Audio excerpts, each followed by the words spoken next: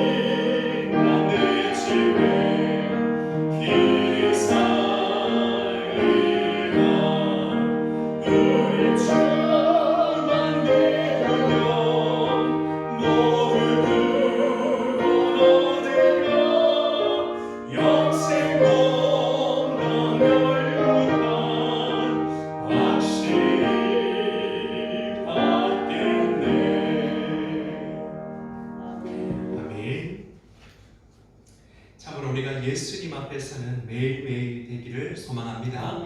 그리고 우리의 이 예배가 정말로 예수님을 경험하고 예수님 앞에서 깨끗하여지고 예수님 앞에서 새로워지는 그런 예배가 될 수 있기를 소망합니다.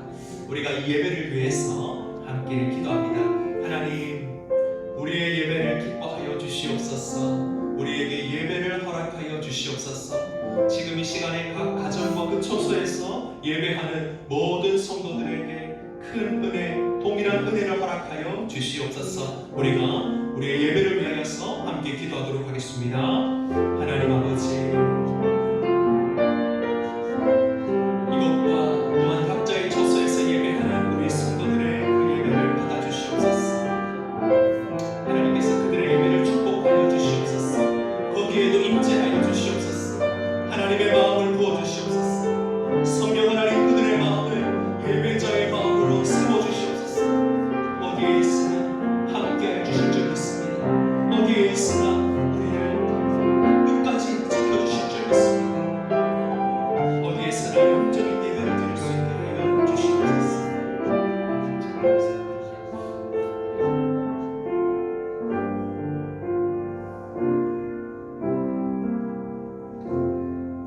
하나님, 모든 영광을 홀로 받아 주시옵소서. 예배를 기뻐하시며 우리의 예배를 귀하게 여기시는 하나님, 비록 그 형태가 다를지라도 우리가 신령과 진정으로 예배할 때에 어디에서나 만나주시는 하나님이신 줄 믿습니다. 교회와 각 가정 그 초소에서 하나님을 예배할 때에 하나님 그 자리에 임재하여 주시고 그들을 만나주시며 하나님의 기쁨, 영원한 생명으로 충만케 하여 주시옵소서. 우리와 함께 하심을 믿습니다. 이 모든 말씀 예수님 이름으로 기도합니다. 아멘. 참 잘 나오셨습니다. 2020년 9월 6일 9월달 첫 번째 예배를 하나님 앞에 우리가 올려드리도록 하겠습니다. 우리가 함께 성시교독하도록 하겠습니다.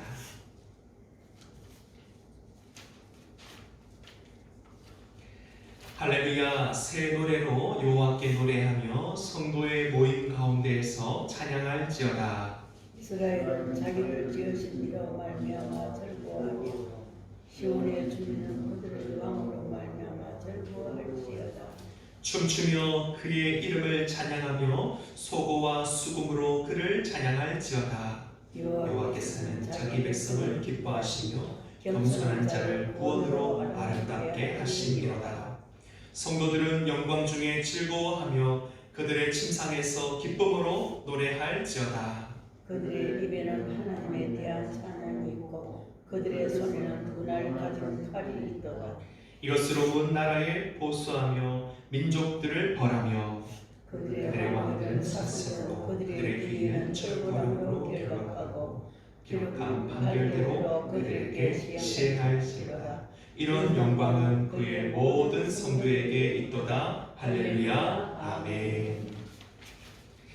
이 시간에 우리가 함께 사도신경으로 우리의 신앙을 고백하도록 하겠습니다. 전능하사 천지를 만드신 하나님 아버지를 내가 믿사오며 그 외아들 우리 주 예수 그리스도를 믿사오니 이는 성령으로 잉태하사 동정녀 마리아에게 나시고 본디오 빌라도에게 고난을 받으사 십자가에 못 박혀 죽으시고 장사한 지 사흘 만에 죽은 자 가운데서 다시 살아나시며 하늘에 오르사 전능하신 하나님 우편에 앉아 계시다가 저리로서 산 자와 죽은 자를 심판하러 오시리라. 성령을 믿사오며 거룩한 공예와 성도가 서로 교통하는 것과 죄를 사하여 주시는 것과 몸이 다시 사는 것과 영원히 사는 것을 믿사옵나이다. 아멘. 찬송가 35장 함께 찬송하겠습니다.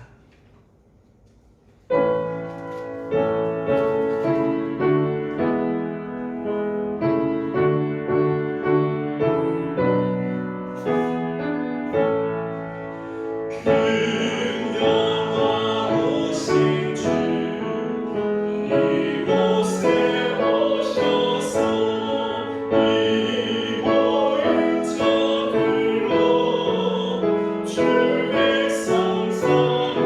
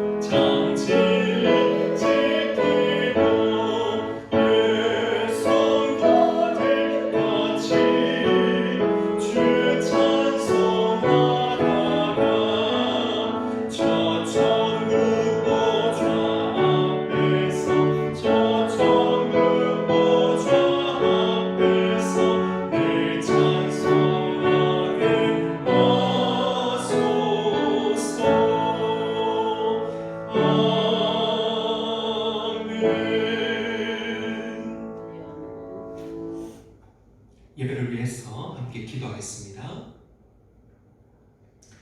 살아계신 하나님, 모든 만물을 창조하시며 지금까지 주관하시고 다스리시는 하나님, 우리에게 벌어지는 모든 일들이 하나님 안에서 이루어지는 일임을 믿고 하나님의 뜻 안에 있는 줄로 순종합니다.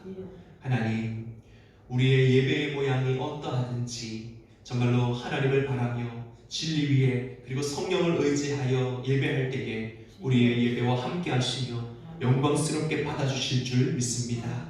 특별히 이 시간 이때에 드리는 예배가 정말로 하나님 앞에 우리의 신앙이 새로워지고 우리의 믿음이 깨끗해지는 예배가 될 수 있기를 원합니다. 교회와 각 가정에서 그 처소에서 예배하는 모든 성도들의 마음이 주를 향하여 간절하게 하시고 하나님을 향하여 절실하게 하여 주시옵소서. 하나님, 온 세상이 코로나로 인하여 아프고 또한 두려워하며 염려하고 있습니다. 그러나 성도는 코로나의 영향보다 하나님의 지켜주심이 더 강한 줄로 믿사오니 하나님, 우리의 삶을, 가정을, 우리의 기업을 축복하여 주시고 지켜주시기를 소망합니다. 오히려 세상이 어지럽고 혼란스러울 때에 성도가 그들에게 위로가 되게 하시고 성도가 그들에게 정말로 확신 있는 약속의 증거들이 되게 하여 주시옵소서. 성도들을 통하여서 하나님 역사하여 주시고 온 땅 만물을 회복하는 자들로 하나님의 아들들과 딸들로 나타나게 하여 주시옵소서. 하나님, 이 나라의 이 일을 위하여서 앞장서서 수고하는 자들이 바른 길을 걷게 하시고 정말로 하나님을 경외하며 이 나라의 백성들을 사랑하는 마음으로 지혜롭게 은혜롭게 모든 일들을 감당하게 하시되 실력을 주셔서 이 어려운 난국을 잘 헤쳐나갈 수 있게 하여 주시옵소서. 하나님, 우리 모든 성도들이 정말로 주님을 바라며 우리 자신을 돌아보며 하나님의 그 구원을 회복을 바랄 때에 하나님 반드시 우리를 일으켜 주실 줄 믿습니다. 교회와 우리 성도들의 삶을 회복하여 주시옵소서. 하나님, 정말로 예배할 수 있는 자유롭게 예배하며 우리가 서로의 얼굴을 보고 함께 한 자리에서 주님을 찬송하고 예배하는 그날이 회복될 수 있기를 소망합니다. 주여, 우리에게 가장 선한 것들을 허락하여 주시옵소서. 예배가 시작되었습니다. 하나님, 끝까지 우리를 지켜주시고 성령 하나님으로 우리와 함께하여 주시옵소서. 말씀을 전할 때에 하나님께서 이 말씀이 우리에게 가장 필요한 말씀으로 가장 적절한 말씀으로 이해되게 하시고 또한 말씀대로 우리가 순종하여 살 수 있게 하여 주시옵소서. 하나님 감사합니다. 이 모든 말씀 예수님 이름으로 기도합니다. 아멘.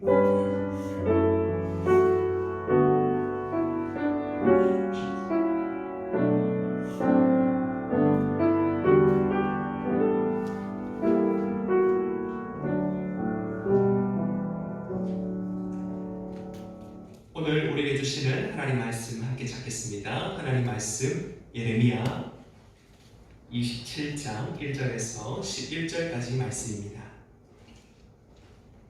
예레미야 27장 1절에서 11절까지 말씀, 구약 1093면에 있습니다.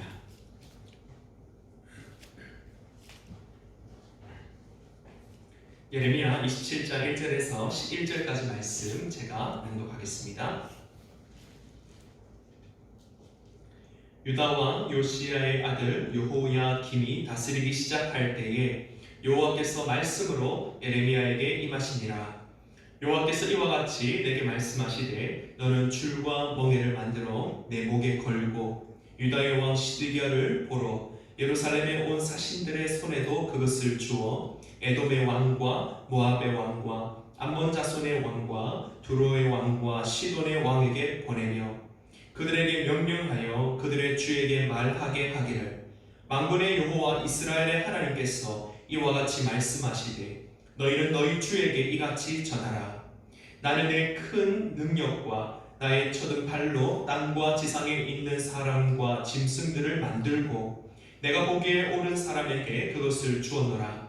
이제 내가 이 모든 땅을 내 종 바벨론의 왕 느부갓네살의 손에 주고 또 들짐승들을 그에게 주어서 섬기게 하였나니 모든 나라가 그와 그의 아들과 손자를 그 땅의 기한이 이르기까지 섬기리라. 또한 많은 나라들과 큰 왕들이 그 자신을 섬기리라.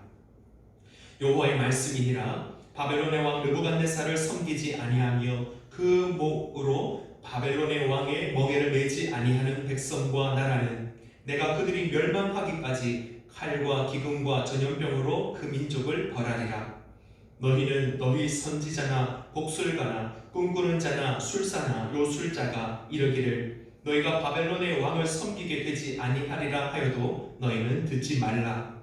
그들은 너희에게 거짓을 예언하여 너희가 너희 땅에서 멀리 떠나게 하며 또 내가 너희를 몰아내게 하며 너희를 멸망하게 하느니라.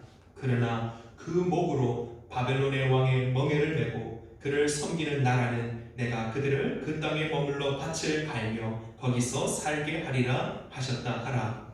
여호와의 말씀이니라 하시니라. 아멘. 우리 사랑하는 빛들의 교회 모든 성도님들, 우리가 그래도 주님의 지켜주심 안에서 잘 살고 계시고 또한 안전하고 또한 하나님의 소망을 갖고 살고 계시는 줄 믿습니다.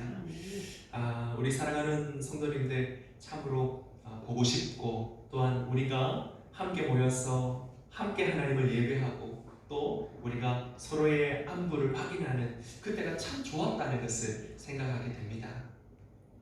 하나님께서 우리의 예배를 회복하여 주시기를 소망합니다. 가정을 지켜주시고 우리의 기업을 지켜주시기를 소망합니다. 우리가 예정되는 대로라면 9월 10일 이번 주 중간까지 이렇게 집합이 금지되어 있지만 그 이후에는 모든 것들이 회복되고 다시 예배를 정상적으로 드릴 수 있을 것을 기대합니다. 우리 성도님들 그냥 이렇게 시간을 보내시는 것이 아니라 이 시간에 정말 기도할 수 있기를 바랍니다. 하나님, 우리가 알아야 할 것이 무엇입니까? 하나님, 우리가 깨우쳐야 할 것이 무엇입니까? 우리가 돌이켜야 할 것이 무엇입니까?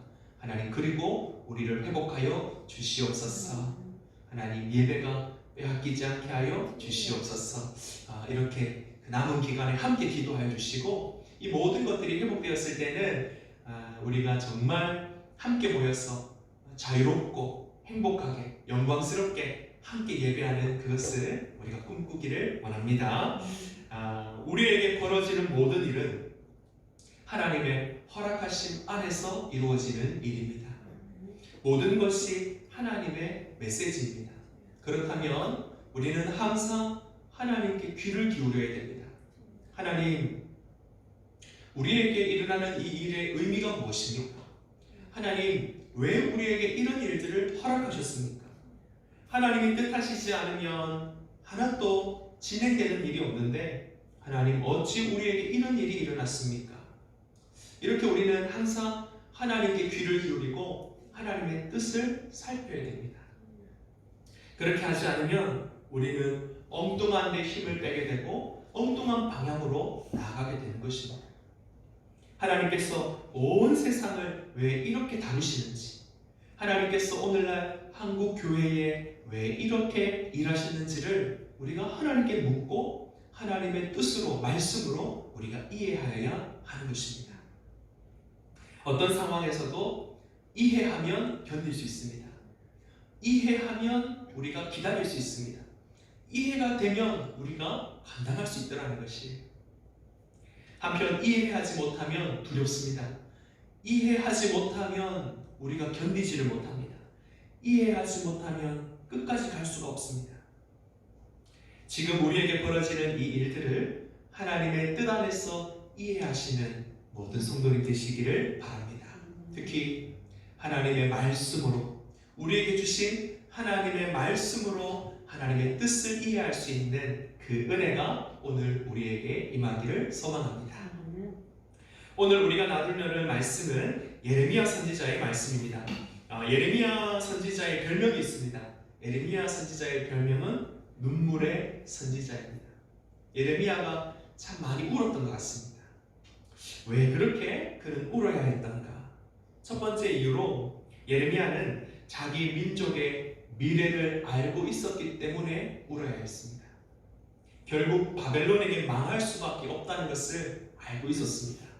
어떻게 해도 그 정해진 일들이 다시 돌이킬 수 없다는 것을 알고 있었어요. 사랑하는 자기의 민족, 동족이 바벨론에게 망하고 포로로 끌려가야 한다는 것을 예레미야가 알고 있었습니다. 그래서 많이 울어야 했습니다. 둘째로 예레미야는 사람들이 이해할 수 없는 하나님의 말씀을 전해야 했습니다. 보통 사람들은 희망을 듣기를 원합니다. 소망이 있다는 것을 듣기 원합니다. 승리할 것이다, 이렇게 확신을 주고 위로하고 격려하는 말씀을 듣기 원한다는 거예요. 그러나 예레미야가 자기의 동족에게 전해야 되는 말씀은 우리는 결국 패배하게 될 것이다, 우리는 항복해야 한다라는 도저히 사람으로는 이해할 수 없는 그 메시지를 하나님으로부터 받았고 그것을 사람들에게 전해야 했다는 것이, 누구도 예레미야를 공감하지 못할 것입니다. 아무도 그 메시지를 환영하지 않을 것입니다. 그러나 예레미야는 사람들이 자기를 미워할 줄 알지만, 그러나 하나님의 말씀이기에, 하나님이 주신 뜻이기에 그것을 사람들에게 전해야 했다는 거예요. 그래서 이 고독한 사명을 감당하기 위하여 외롭게 많이 울어야 했던 것입니다. 당시 바벨론은 주변 나라에게 무서운 존재가 되었습니다. 이전까지 최고로 강했던 아수르를 이 바벨론이 물리쳤습니다. 그리고 새로운 강자가 되었습니다.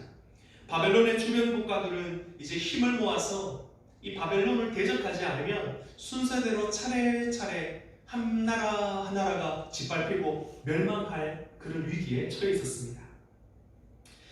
그래서 예루살렘에 유다 왕과 에돔의 사신과 모압, 암몬, 두로, 시돈의 왕들이 보낸 이 사신들이 모였습니다. 그들이 모여서 어떤 이야기를 했을지는 뻔합니다. 그런데 그 모임 중에 예레미야가 나타났습니다. 그리고 그들이 받을 수 없는, 도저히 이해할 수 없는 하나님의 말씀을 전했습니다. 하나님은 예레미야에게 소에게나 메우는 그 멍에와, 나무로 만든 그 멍에와 그리고 줄을 준비하게 하셨습니다. 그 멍에와 그 줄은 각국의 왕들에게로 보내줄 것입니다. 예레미야는 먼저 그 멍에를 자기의 목에 맸습니다. 예레미야는 그 꼴로 각국의 왕들이 이렇게 바벨론의 왕에게 항복하고 바벨론의 왕의 멍에를 다 목에 매야 한다라고 하나님의 말씀을 전했습니다. 마치 오늘날에 어떤 이유에서 한 사람이 피켓을 들고 길거리에 어떤 부당함을 알리고 뭔가 억울함을 이렇게 알리는 그 시위하듯이 이 예레미야가 자기의 목에 소의 멍에를 메고 우리가 전부 바벨론에게, 느부갓네살 왕에게 이렇게 항복하고 그의 멍에를 매야 한다라고 외치고 있는 것이에요.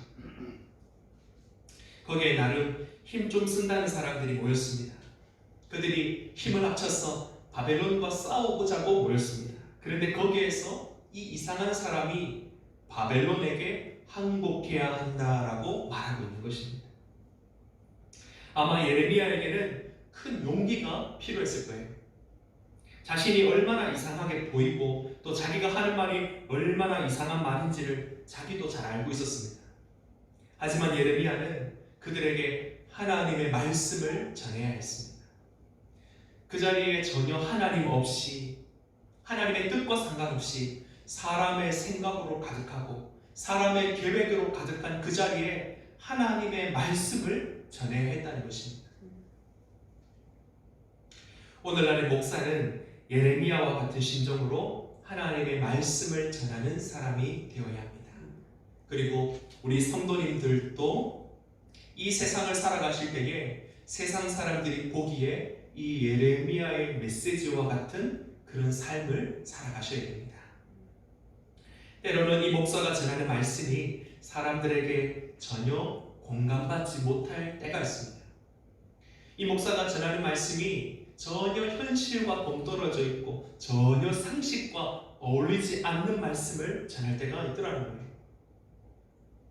그러나 정말 그것이 하나님의 말씀이고 하나님의 뜻이라면 담대하게 용기를 내어서 그 말씀을 전하여야 됩니다.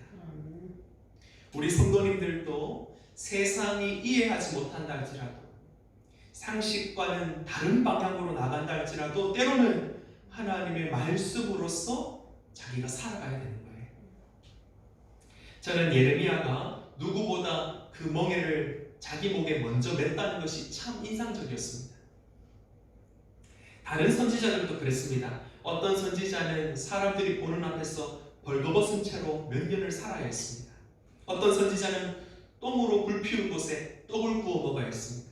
어떤 선지자는 사람들이 전부 음란하다고 아는 그 여인과 결혼해야 했습니다. 이 모든 이상한 모습은 그 시대를 향한 하나님의 메시지였습니다. 사람들이 보면 완전히 미친 사람처럼 그런 차림과 그런 행실을 보였을 것입니다. 그러나 보통으로 점잖게 말해서는 사람들이 못 알아들으니까 하나님께서 그 선지자의 삶을 통해 그 이상한 모습을 통해 그렇게라도 말씀하시는 하나님의 메시지라는 거예요. 하나님의 말씀을 전하는 사람은 먼저 자신이 그 말씀대로 살아야 됩니다. 그 말씀을 감당하여야 합니다. 예레미야 선지자는 메시지를 전할 때에 자기가 그 멍에를 썼다는 거예요. 제가 설교를 준비하면서 공부하다가 보니까 어떤 성경학자는 15년을 이 예레미야가 그 멍에를 썼을 것 같다 이렇게 얘기를 했습니다. 예레미야 선지자가 멍에를 만들고 각국으로 그 왕들에게 이것들을 보냈지만 아무도 그 멍에를 쓴 사람이 없어요. 예레미야 선지자만 그 멍에를 목에 메고 살았다는 거예요. 입으로만 하나님의 말씀을 전하는 것이 아니라 자신이 하나님의 말씀 자체가 되었습니다. 오늘날의 목사가 말로만이 아니라 그 삶 자체가 하나님의 말씀이 되어야 합니다. 우리 성도님들도 이름만 그리스도인이 아니라 삶과 행실 자체가 세상을 향한 하나님의 메시지가 되어야 합니다. 이 세상이 우리를 이해하지 못하고 이상하게 여긴다 할지라도 우리는 그렇게 살아야 됩니다. 이것은 마치 우리 구주 예수 그리스도의 십자가 지심과 같은 것입니다. 사람들은 예수님이 이 땅에 오신 하나님의 아들이라는 것을 이해하지를 못하는 거예요. 그런데 그 하나님의 아들이라는 사람이 자기 십자가를 지고 그 위에서 못 박혀 죽는다는 것은 더 이해하지 못할 일이라는 것입니다. 그러나 예수님은 묵묵하게 자기의 삶을 하나님의 말씀으로 살아가십니다. 조용히 십자가에 못 박혀 죽으심으로 그 자체 그 죽음이 하나님의 메시지가 되게 하시는 거예요. 예수님은 사람들에게 설득하지 않으셨습니다. 자기가 하는 일에 대하여 설명하지 않으셨습니다. 그저 이상하게 보일지라도 이해할 수 없을지라도 하나님께서 하라는 대로 하나님께서 원하시는 대로 이 세상에 하나님의 말씀과 메시지가 되셨다는 거예요. 멍에를 맨 예레미야의 삶처럼 그리고 십자가를 지신 예수님의 삶처럼 오늘은 우리가 이 세상을 향한 하나님의 말씀이 되기를 소망합니다. 오늘은 이 세상을 향한 하나님의 메시지가 바로 우리의 삶이 되기를 소망합니다. 예레미야가 전하는 말씀을 사람들이 이해할 수 없는 이유가 있었습니다. 어떻게 하나님께서 자기 백성들에게 항복하라고 할 수 있느냐라는 거예요. 사람들이 생각하기를 하나님은 우리의 하나님인 거예요. 하나님은 어떤 위기에서도 반드시 우리를 구원해 주셔야 할 분이 하나님이십니다. 할 수 있다, 도와주겠다, 두려워하지 말고 끝까지 믿고 싸워라, 그러면 내가 도와주겠다, 이게 그들이 바라는 하나님의 메시지였다는 거예요. 그런데 하나님의 말씀은 대적에게 가만히 항복하고 그 치욕스러운 멍에를 매라고 말씀하십니다. 지금 항복하지 않으면 하나님께서 나서서 직접 너희를 멸망시키겠다 말씀하시는 거예요. 그래서 사람들은 이 예레미야의 예언을 이해할 수도 없고 그것을 그대로 받을 수도 없었다는 거예요. 그러나 이스라엘의 역사를 보면 하나님은 얼마든지 자기 백성을 패배하게 하실 수 있는 하나님이십니다. 이스라엘이 약속의 땅 가나안 앞에까지 갔습니다. 그러나 거기서도 그들이 하나님을 믿지 않고 불의하였을 때에, 불순종하였을 때에 하나님은 이스라엘을 가나안에게 패배하게 하십니다. 한 번은 이스라엘이 블레셋과 싸우러 나갈 때에 한 번 패배하고 이번에는 우리가 언약궤라도 가지고 나가자. 하나님의 임재, 하나님의 언약궤를 들고 나가면 반드시 이길 거다. 그렇게 언약궤를 들고 나갔는데 블레셋에게 지게 만드셨다는 거예요. 치욕스럽게 그 언약궤까지도 빼앗기게 만드셨다는 것입니다. 이제는 이 이스라엘, 악이 가득한 이스라엘을 하나님이 이방인의 손에 넘겨주시려고 합니다. 블레셋, 이 바벨론의 왕 느부갓네살에게 넘겨주시려고 하시는 거예요. 하나님은 얼마든지 그렇게 하실 수 있는 분입니다. 자기 백성이라도 이방인에게 넘겨주시고 완전히 치욕을 당하게 하실 수 있는 분이 우리 하나님이시라는 거예요. 하나님이 왜 이렇게까지 하셔야 했을까요? 그것은 우리 하나님이 지독하신 것이 아니라 사람들이 지독하다는 거예요. 하나님이 이상하신 것이 아니라 사람들이 이상할 만큼 하나님의 언약을 가볍게 여기고 하나님의 언약을 어기기를 우습게 여기더라는 거예요. 하나님은 자기 백성과 맺은 언약대로 상을 주시고 그 언약대로 벌을 주시는 분이 우리 하나님이십니다. 레위기 26장 14절에서 18절 말씀 제가 읽어드리겠습니다. 그러나 너희가 내게 청종하지 아니하여 이 모든 명령을 준행하지 아니하며 내 규례를 멸시하며 마음에 내 법도를 싫어하며 내 모든 계명을 준행하지 아니하며 내 언약을 배반할진대 내가 이같이 너희에게 행하리니 곧 내가 너희에게 놀라운 재앙을 내려 폐병과 열병으로 눈이 어둡고 생명이 쇠약하게 할 것이요 너희가 파종한 것은 헛되리니 너희의 대적이 그것을 먹을 것이며 내가 너희를 치리니 너희가 너희의 대적에게 패할 것이요 너희를 미워하는 자가 너희를 다스릴 것이며 너희를 쫓는 자가 없어도 도망하리라. 또 만일 너희가 그렇게까지 되어도 내게 청종하지 아니하면 너희의 죄로 말미암아 내가 너희를 7배나 더 징벌하리라. 이게 하나님의 말씀입니다. 하나님과 그 백성이 맺은 언약의 내용입니다.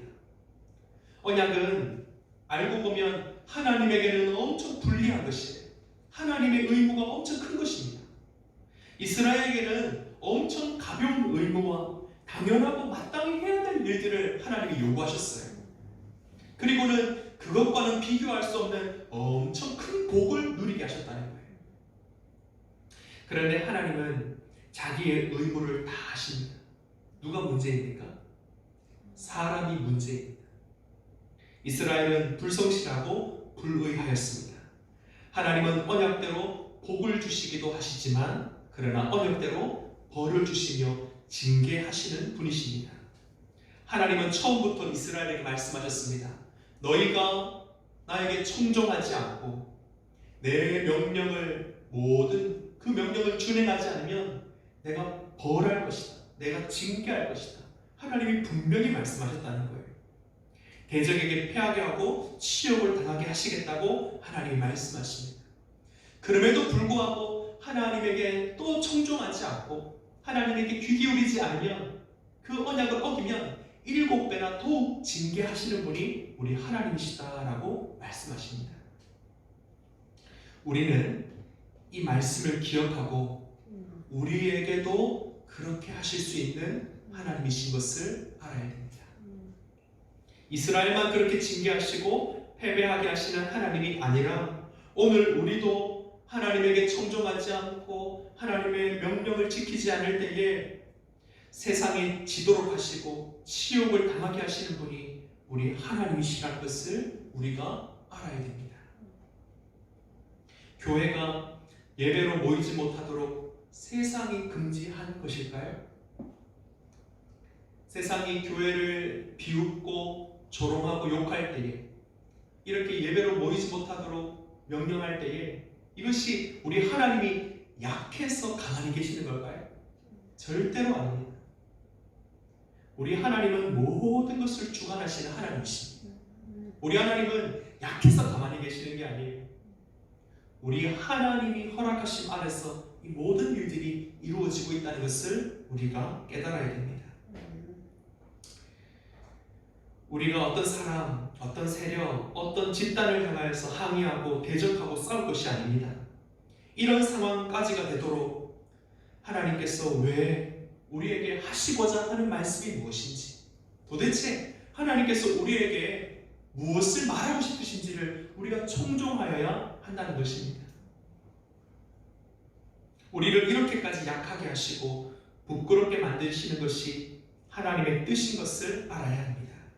그래도 우리가 하나님에게 청종하지 않으면 이것보다 7배나 더욱 큰 징계를 받을 수 있다는 것을 우리가 두려워해야 됩니다. 우리가 지금 얼마나 억울한지, 우리가 얼마나 부당한 대우를 받는지 이거를 따질 때가 아니라 우리가 하나님 앞에서 회개하고 우리 자신을 돌아보고 하나님 앞에서 우리가 물어야 돼요. 예레미야처럼 하나님 앞에서 우리가 울어야 할 때인 줄로 생각됩니다.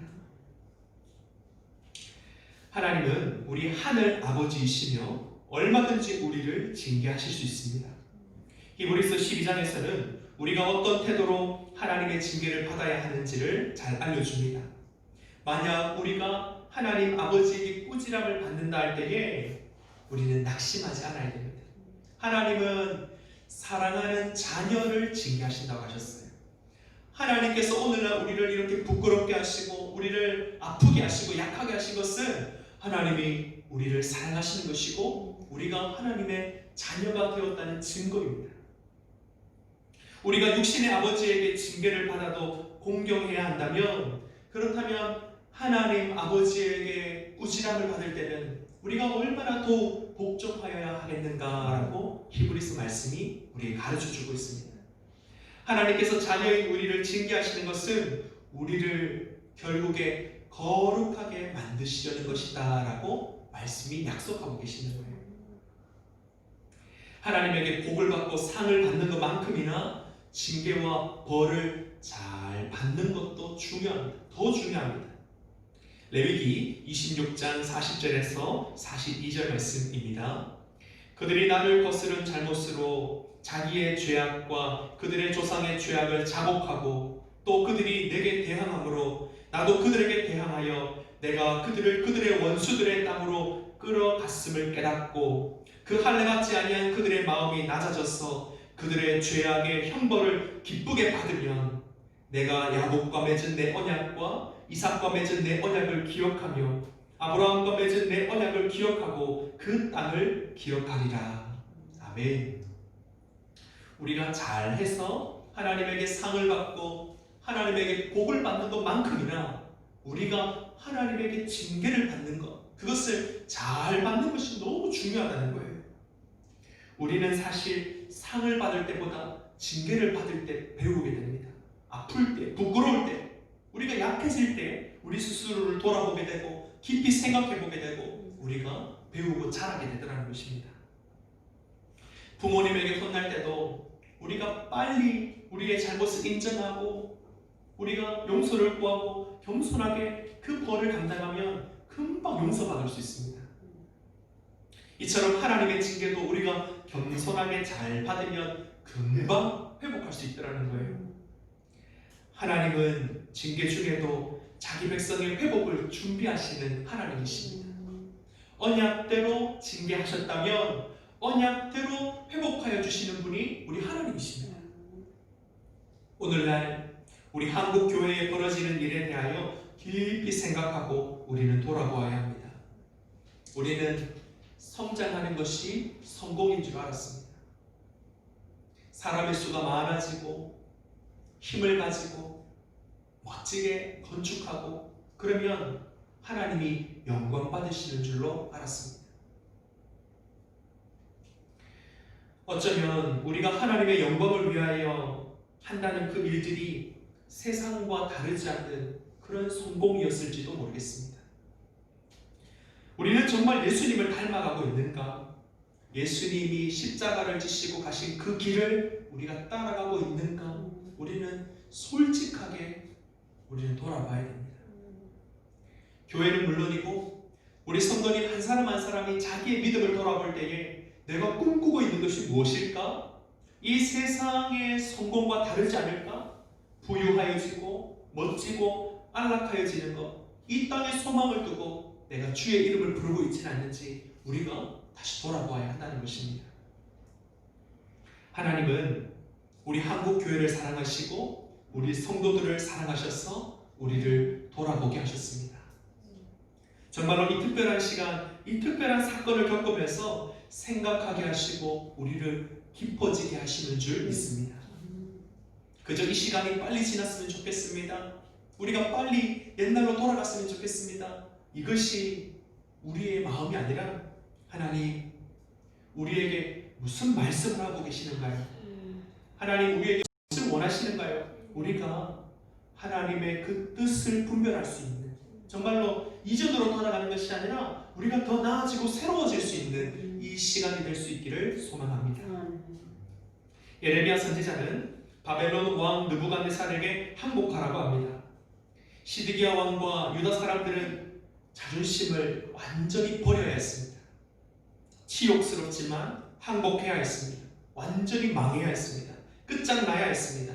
그 후에야 비로소 회복할 수 있기 때문입니다. 그렇게 되어야 다시 시작할 수 있기 때문입니다. 그러나 사실 바벨론 왕 사람에게 항복하라는 말이 아닙니다. 이 말씀은 하나님에게 항복하라는 말씀입니다. 하나님의 뜻을 받아들이고 하나님을 상대로 자존심을 내려놓고 하나님 앞에서 완전히 죽어야 한다는 것입니다. 그래야 회복할 수 있습니다. 거기까지 내려가야 다시 시작할 수 있더라는 것입니다. 오늘 우리도 완전히 자존심을 꺾어야 됩니다. 사람들 앞에서 자존심을 꺾는 것이 아니라 하나님 앞에서 우리의 자존심을 내려놓아야 됩니다. 사람들에게 항복하라는 것이 아니라 하나님에게 우리가 항복하여야 합니다. 지금 우리가 목소리를 높일 때가 아닙니다. 잠잠히 회개할 때입니다. 사람이 두려워서 잠잠하라는 것이 아닙니다. 사람의 눈치를 보고 분위기를 맞추라는 것이 아닙니다. 우리는 지금 하나님 앞에서 정말로 낮아져야 할 때인 것입니다. 이 모든 일을 주관하시는 분이 사람이 아니라 하나님이시기 때문입니다. 예레미야는 눈물을 흘리면서 자기 민족에게 항복하라고 말씀을 전했습니다. 하나님의 뜻이기에 결코 유다가 회복될 수 없고 멸망하기 전까지는 그냥 나아질 수 없다는 것을, 그 말씀을 전해야 했습니다. 그렇게 전해야 하는 예레미야 자신이 누구보다 슬펐습니다. 그러나 예레미야가 이렇게 순종할 수 있었던 것은 하나님의 뜻을 이해하고 있었기 때문입니다. 하나님께서 하시는 일이 무엇인지를 이해하면 감당할 수 있습니다. 한편 예레미야는 하나님을 믿었기 때문에 순종할 수 있습니다. 믿음이 있으면 견딜 수 있습니다. 믿음이 있으면 감당할 수 있습니다. 우리가 하나님의 자녀들이라는 것과 영원히 변함없이 하나님이 우리의 아버지가 되시고 이 모든 일들이 우리 아버지 안에서 이루어지는 일이라는 것이 믿어지면 우리는 견딜 수 있습니다. 우리는 감당할 수 있습니다. 이겨낼 수 있다는 것이, 이 모든 일이 하나님이 이끄시는 일이라는 것을 우리가 믿어야 됩니다. 그리고 하나님께 구해야 됩니다. 하나님, 말씀하여 주십시오. 깨닫게 해주십시오. 이해되게 해주십시오. 그래서 넉넉히 감당할 수 있게 해주십시오. 그것이 오늘 우리의 기도의 제목인 줄로 믿습니다. 하나님께서 우리에게 허락하신 이 모든 일들에 대하여 우리에게 이해해 주시기를 소망합니다. 그리고 어떤 상황에서도 하나님이 우리의 아버지 되심이 변하지 않는다는 것을 믿어주시기를 소망합니다. 우리가 잠잠히 하나님께 항복하는 그런 성도가 되시기를 바랍니다. 그러면 하나님께서 회복하여 주십니다. 하나님 앞에서 완전히 죽고 하나님 앞에서 다시 사시는 우리 모든 성도님 되시기를 주의 이름으로 축원합니다. 아멘. 기도하겠습니다. 하나님, 예레미야 선지자가 외쳤던 그 말씀은 오늘도 우리에게 참 어렵습니다.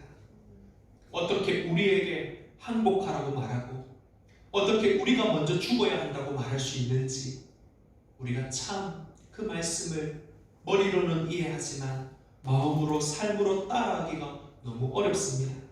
그러나 예레미야가 누구보다 슬펐지만 그 말씀을 전할 수 있었던 것이 하나님을 이해하였기 때문입니다. 하나님을 믿었기 때문입니다. 하나님, 우리도 한국의 교회도 하나님의 뜻을 이해하는 자들이 되게 하시고 하나님이 우리의 아버지 되심을 믿는 자가 되게 하여 주시옵소서.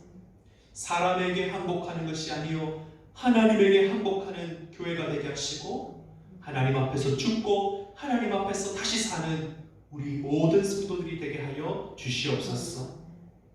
하나님 우리를 새롭게 하실 줄 믿습니다. 모든 영광을 그 아름다움을 회복하여 주실 줄 믿습니다. 하나님 우리의 하나님이 되어 주시옵소서. 우리와 함께하여 주시옵소서. 이 모든 말씀 예수님 이름으로 기도합니다. 아멘. 찬송가 254장 함께 찬송하며 우리가 준비한 힘을 하나님께 드리겠습니다.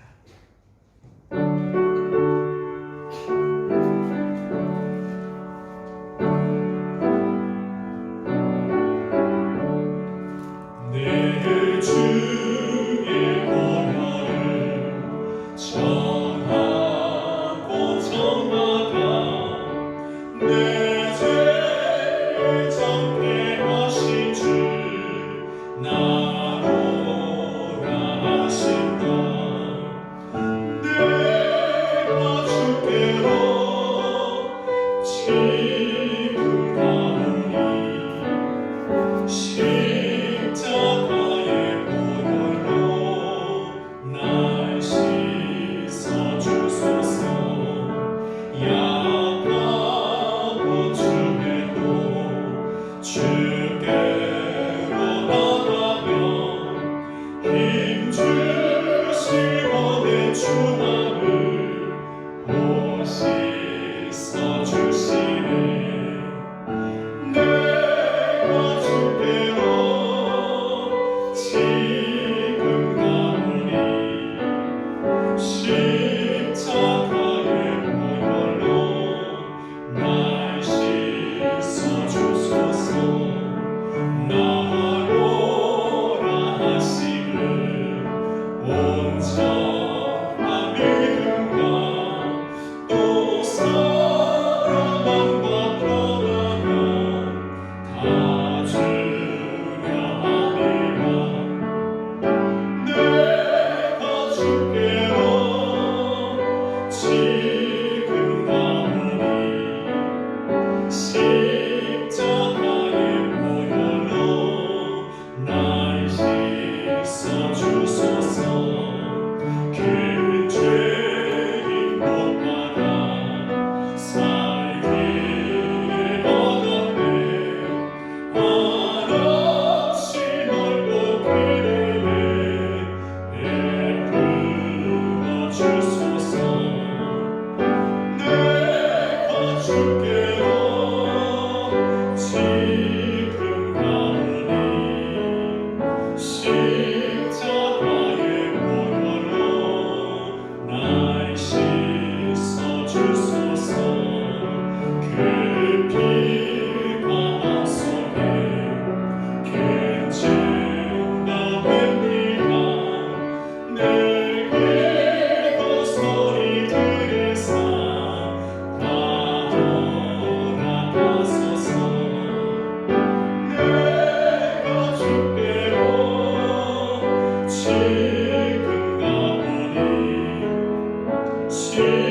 십자가의 보혈로 날 씻어 주소서.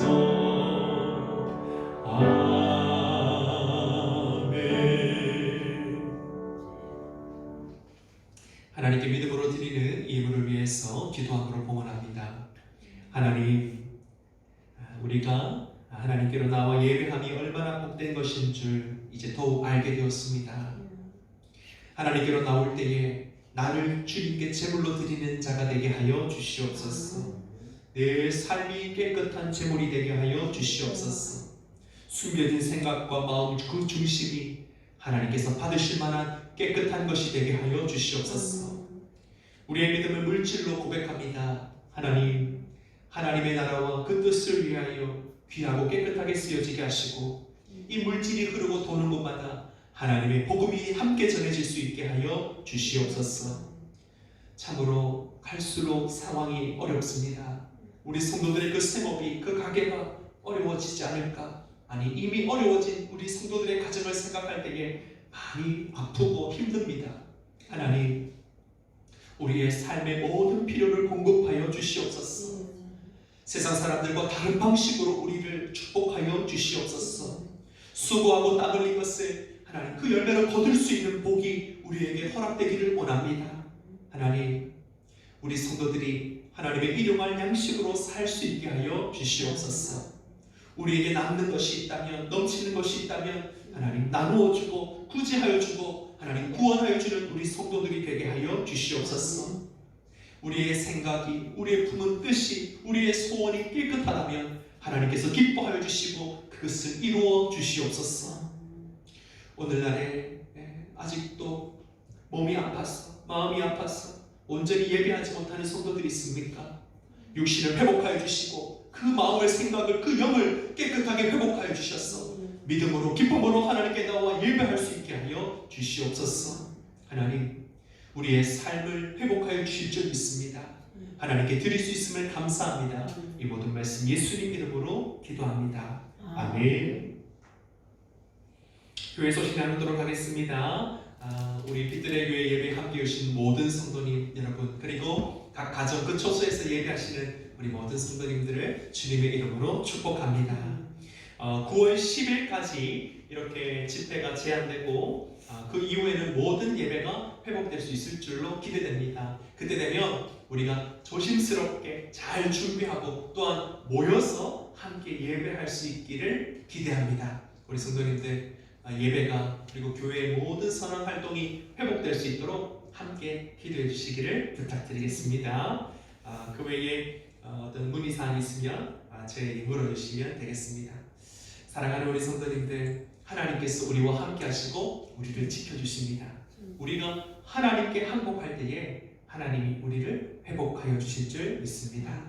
우리가 정말로 이때 많이 기도하시고 우리의 믿음이, 우리의 이 성숙함이 새로워지는 이 시간이 될 수 있기를 소망합니다. 제가 축도함으로 예배를 마치겠습니다. 지금은 우리 구주 예수 그리스도의 크신 은혜와 하나님 아버지의 크신 사랑과 성령님의 교통하심이 사람이 아니라 하나님에게 항복하는 우리 모든 빛들에게 성도들 머리 위에, 우리의 자녀 위에, 그 기업 위에 영원토록 함께 있을지어다. 아멘.